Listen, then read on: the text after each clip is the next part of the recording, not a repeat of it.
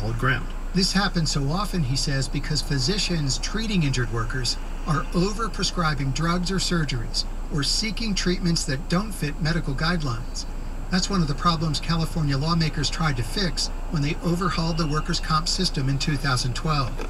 Swedlow also says most injured workers are getting what their doctors prescribe. Only 5% of the cases go to independent medical reviewers, but they issued 260,000 decisions in the last year alone, which concerns Keith Moore, an attorney for injured workers. It's a completely anonymous system. We'll never know who reviewed it.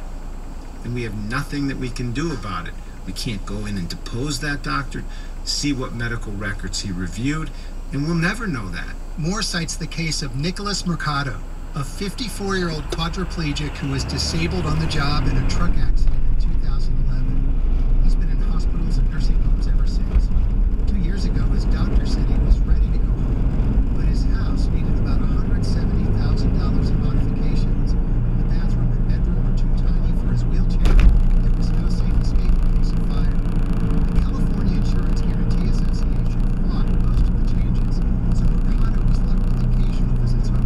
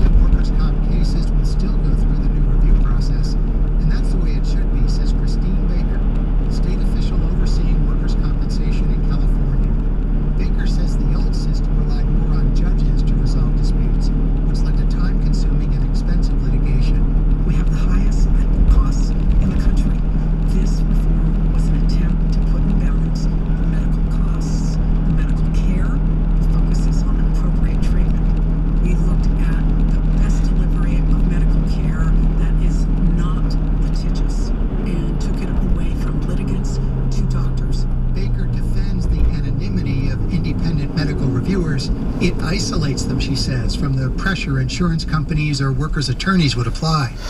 Workers and their attorneys in California and other states say these medical review systems erect new barriers to treatment, which prompts this warning from Frances Stevens, the disabled publisher and boxer. If I was young and strong and in perfect health and this could happen to me, this could happen to anybody, or it could happen to somebody you love.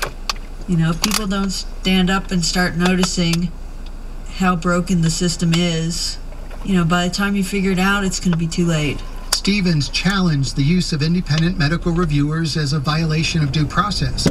Her lawsuit is a constitutional test of the new system, and it's destined for the California Supreme Court. Howard Burkus, NPR News. And you can read much more about Frances Stevens, Nicholas Mercado, and other injured workers at NPR. Oh! Holy! This is NPR News. It's 8:30. You're listening to WDET's Morning Edition. Good morning. I'm Pat Batchelor. 2 state agencies will become one soon. That story in just a moment. And in 3 minutes, we begin a series.